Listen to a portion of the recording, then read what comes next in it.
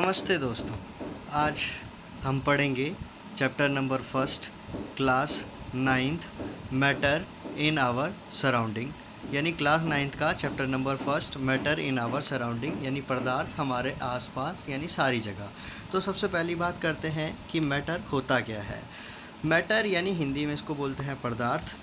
हर वो चीज़, आम भाषा में हर वो चीज़ जो जगह लेती है और उसका कुछ ना कुछ वजन होता है, वो हर एक चीज़ क्या कहलाती है? मैटर कहलाती है।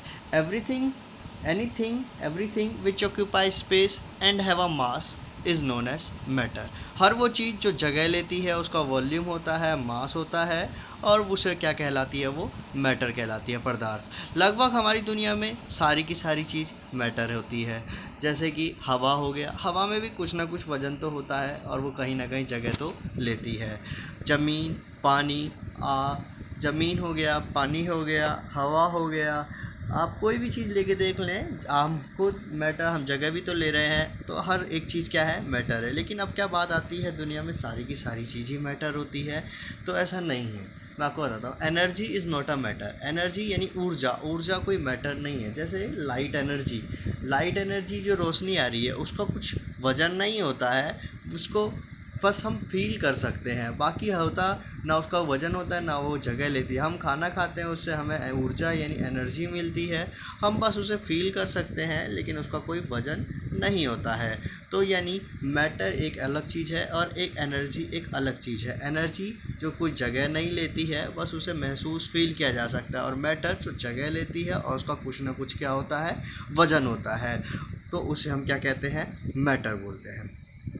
अब बात आती है मैटर, यहाँ तीन आपकी किताब में बताया गया है, तीन स्टेट में मैटर एग्जिस्ट करता है: सॉलिड, लिक्विड, गैस। वैसे आपको मैं थोड़ा बताऊं कि मैटर वैसे 5 स्टेट हैं, जो 2 स्टेट इतनी ज़्यादा बात नहीं करी जाती है: सॉलिड, लिक्विड, गैस और प्लाज्मा, और एक बोस आइंस्टाइन कंडेंसेट, जो कि हम यहाँ बात नहीं करेंगे। हम सिर्फ यहाँ बात करेंगे सॉलिड, लिक्विड, गैस। 3 तरीके के मैटर होते हैं। ठीक, इसको हम आगे डिस्कस करेंगे। अब बात करते हैं एक छोटी सी बात, कि जितने भी मैटर होते हैं वो सब के सब छोटे छोटे पार्टिकल से मिलके बने होते हैं। All matter is made up of tiny particles, यानी सारे के सारे मैटर्स टाइनी, छोटे छोटे पार्टिकल से मिलके बने होते हैं। अब उसका फिज़िकल नेचर क्या होता है, यानी उन पार्टिकल्स का फिज़िकल नेचर क्या होता है, भौतिक गुणधर्म क्या होता है, तो ध्यान से समझिए।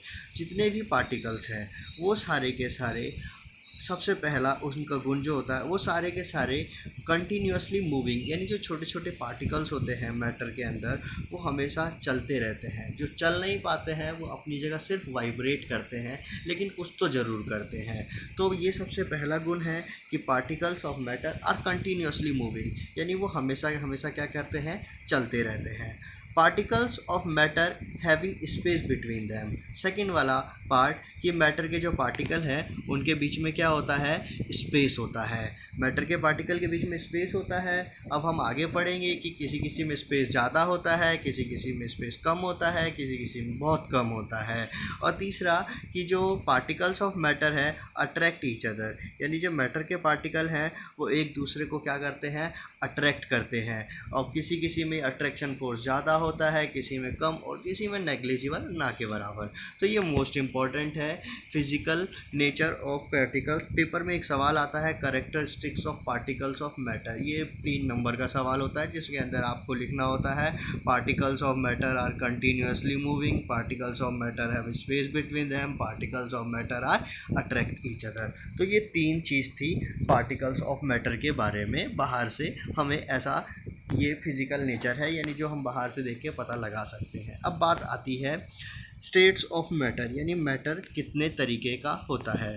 तो जी, मैटर होता है यहाँ सॉलिड, लिक्विड, गैस। यहाँ पर थोड़ा सा लिखा हुआ है कि characteristics of particles are matter. देखें आप, इसमें देखें, particles of matter are continuously moving, particles of matter have space between them, particles of matter are attract each other. यहाँ पर यही सारी बातें बताई गई है। अब बात बताई गई है कि जो मैटर है वो तीन तरीके हैं हमने क्लासीफाई करा हुआ है, सॉलिड, लिक्विड और गैस। सॉलिड में क्या होता है कि जो पार्टिकल्स हैं वो एक दूसरे से, जो मैटर के पार्टिकल्स हैं एक दूसरे से बहुत ज़्यादा टाइटली अटैच होते हैं, बिल्कुल चिपके चिपके होते हैं, वो अपनी बिल्कुल चिपके चिपके जैसा आप इसमें देख सकते हैं। और लिक्विड में थोड़े दूर दूर और गैस में थोड़े और दूर दूर। तो ये तीन तरीके के मैटर के पार्टिकल्स हैं। अब हम डिफ्रेंशिएट करते हैं कि इन तीनों में फ़र्क क्या क्या होता है। तो चलिए शुरू करते हैं हम।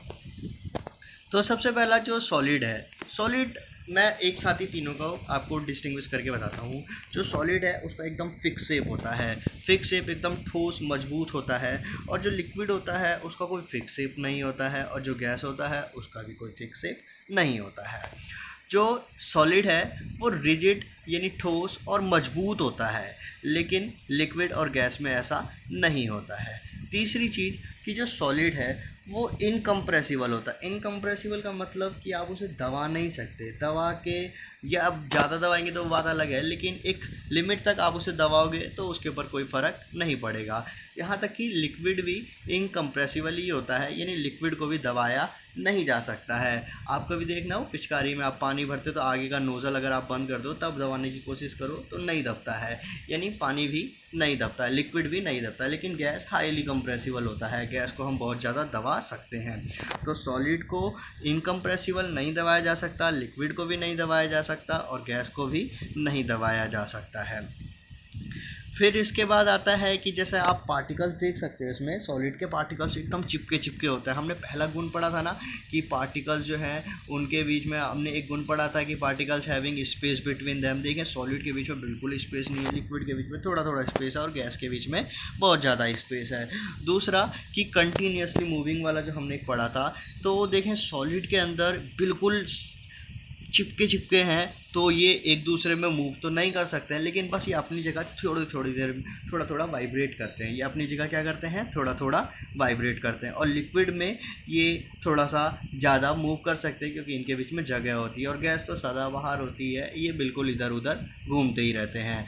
तो आपको देखें कितने सारे, एक तरीके से आपको एक अंदाज़ा लग गया होगा कि इनके अंदर बीच में क्या क्या अंतर होता है। सबसे आखिरी वाला अंतर ये कि इसमें अट्रैक्शन, सॉलिड के अंदर अट्रैक्शन फोर्स बहुत ज़्यादा होता है और लिक्विड के अंदर अट्रैक्शन फोर्स बहुत कम और गैस के अंदर बिल्कुल ही कम। अट्रैक्शन फोर्स किसके बीच में, पार्टिकल्स के बीच में। देखिए इसमें पार्टिकल्स बिल्कुल चिपके चिपके हैं, यानी एक दूसरे में अट्रैक्शन फोर्स बहुत ज़्यादा है।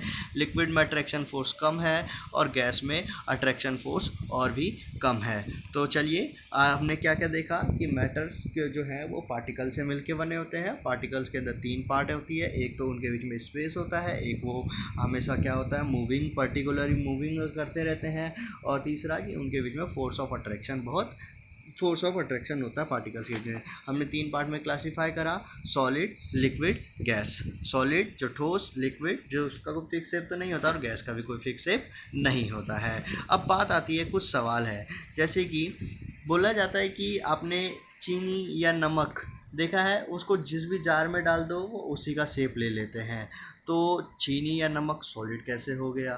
फिर दूसरा कहता है रबड़ बैंड। रबड़ बैंड हमने पढ़ा कि सॉलिड को मतलब कि फोर्स लगा के उन्हें मतलब उनकी शेप चेंज नहीं करी जा सकती, लेकिन रबड़ बैंड को तो ईजिली आप शेप चेंज कर सकते हो। और तीसरा स्पंज, स्पंज यानी गद्दा टाइप का। हमने पढ़ा कि सॉलिड आर इनकम्प्रेसिबल, लेकिन गद्दे को तो दबाया जा सकता है। अगर आपको जवाब मालूम है तो कमेंट पे जवाब दें। मिलते हैं फिर अगली वीडियो में।